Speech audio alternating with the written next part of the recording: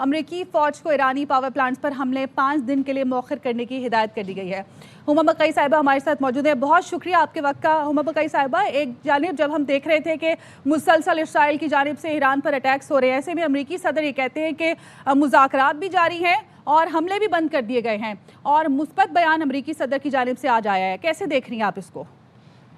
देखिए जी, मैंने पहले भी ये बात कही थी, मैं दोबारा कह रही हूँ कि ये जंग किन कंडीशंस पे खत्म होगी और कौन खत्म करेगा, अब ये सूरत हाल ईरान के हाथ में आ गई है।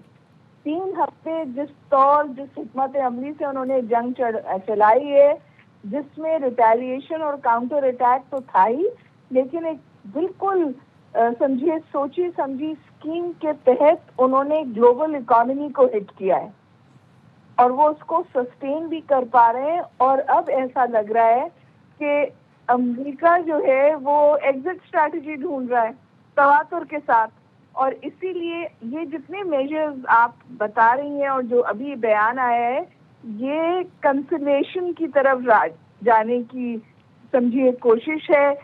रैम्प डाउन इसको कह रहे हैं कि वो अब ऑफ द रैम्प पे चढ़ गया अमेरिका और अब ऑफ द रैम्प जाना चाहता है। फिर आप देखिए, चाहे इजराइल हो, चाहे मिडल ईस्ट हो, चाहे गल्फ स्टेट्स हो, अमेरिकन सिटीजन्स को तवातुर के साथ ये इंस्ट्रक्शंस दी जा रही हैं कि वो वापस वो मुल्क छोड़ दें, वो खतरनाक है।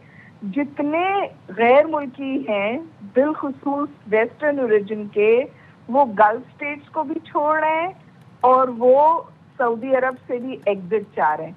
तो ओवरऑल जो सिचुएशन है वो, ये तो हम बहुत दफा से ये कह रहे थे कि उस तौर नहीं चली जिस तरह अमेरिका और इजराइल ने सोचा था, और जो इजराइल पे हमले हो रहे हैं और सोचे जा रही है वो भी आप देख रही होंगी।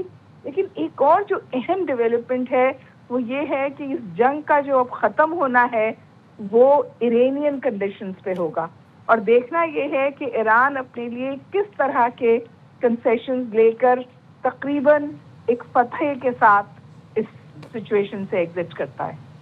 जी ठीक। अच्छा डॉक्टर साहब, ट्रंप ने ये भी कहा है कि बहुत अच्छे नतीजा खेज और मुस्बत बातचीत हुई है, मुज़ाकरात हुए, तो आप समझती हैं कि जो आर्जी जंगबंदी है ये आने वाले दिनों में मुस्तकिल जंगबंदी की तरफ जाएगी? देखिए, ईरान जो है वो बहुत पॉलिटिकली मैच्योर रियासत है, वो भी कोई फॉर एवर जंग तो नहीं चाहता, ना फॉर एवर जंग सस्टेन कर सकता है।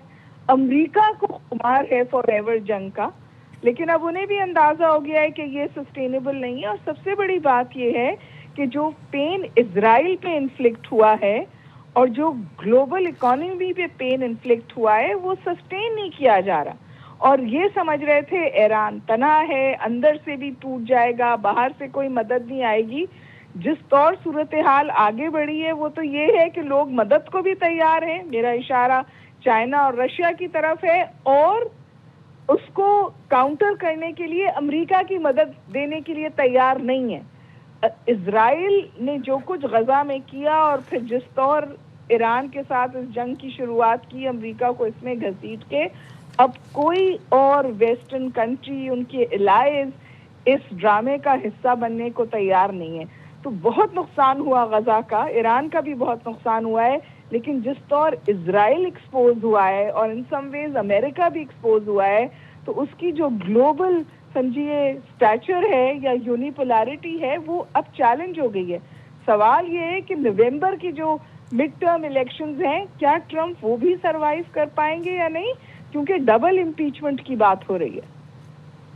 अच्छा हुमा साहिबा, आप क्या समझती हैं, एक जानिब जब हम देख रहे थे कि अमरीकी सदर की जानिब से सख्त बयानात आ रहे थे ईरान से मुतालिक, पावर प्लांट से मुतालिक और उनकी जो वहाँ पर सूरत हाल है उससे मुतालिक, लेकिन एकदम एक मस्बत बयान आता है।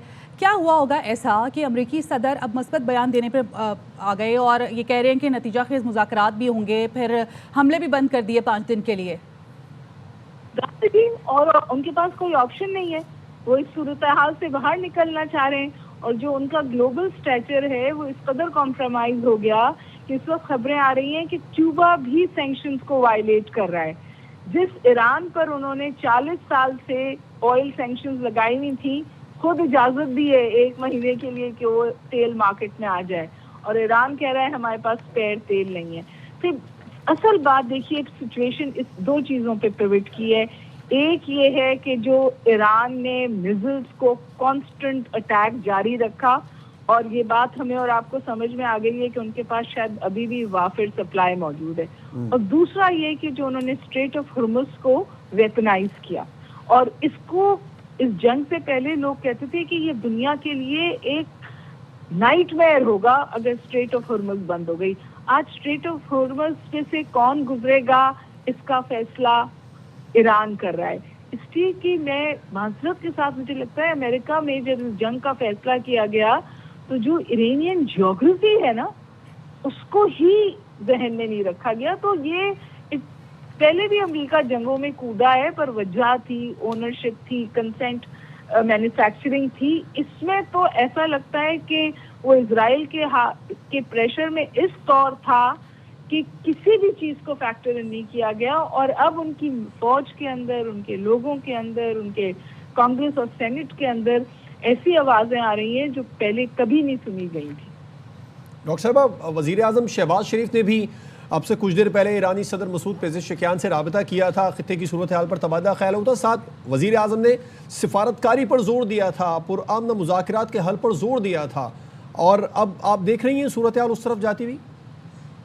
जी, मैं देख रही हूँ। और सिर्फ ज़ाहिर पाकिस्तान ने तो इसमें मजबूत किरदार शुरू से ही अदा किया है, और ब्रिज स्टेट के तौर पर भी सामने आया है, क्योंकि हमारे अच्छे ताल्लुकात हैं ईरान के साथ, अच्छे ताल्लुकात हैं सऊदी अरेबिया और गल्फ स्टेट्स के साथ, और फिर अमेरिका के साथ भी हम गुड स्पेस में। लेकिन सिर्फ पाकिस्तान नहीं, इस वक्त 21 ममालिक इंगेज्ड हैं बैकडोर डिप्लोमेसी में कि ये सूरत हाल जो है ये ख़त्म हो जाए। और अब इंटरेस्टिंग बात दोबारा मैं आपसे गुजारिश करूँ, वो ये नहीं है कि इजराइल और अमेरिका जंग रोकेगा।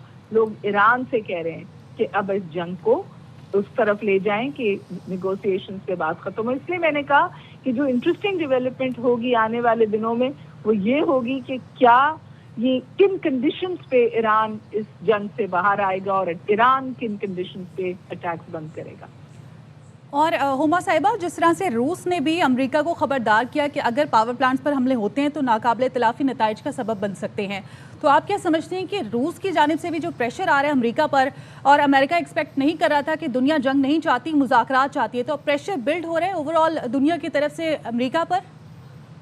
जी, क्योंकि इस वक्त अमेरिका और इजराइल तनहा है, ईरान तनहा नहीं है। ईरान ने अच्छी हुकूमत अमली भी अपनाई, और ईरान के पीछे रशिया और चाइना भी खड़े हैं, और रशिया तो इस जंग का सबसे बड़ा बेनिफिशियरी है। रशिया के ऑयल पे भी तो सैंक्शंस लगाई गई थी, इंडिया को उसकी उनसे ऑयल खरीदने पे सजा दी गई थी, और अब ये खुद इजाजत दी है इन्होंने कि लोग रशियन ऑयल खरीद लें। तो America comes across as a very strategically confuse state इस जंग में, बिलखुसूस जो मतलब अफगानिस्तान में भी हमने ये सूरत हाल देखी थी, इतने साल जंग की और फिर तालिबान के हाथ हुकूमत पकड़ा के वहां से निकल गए। लेकिन यहाँ जो सूरत हाल हुई है, जी बिल्कुल ठीक है, बिल्कुल ठीक है। उमा बक़ाई साहब हमारे साथ ही रहिए, आपसे इस बारे में मजीद भी बात करेंगे।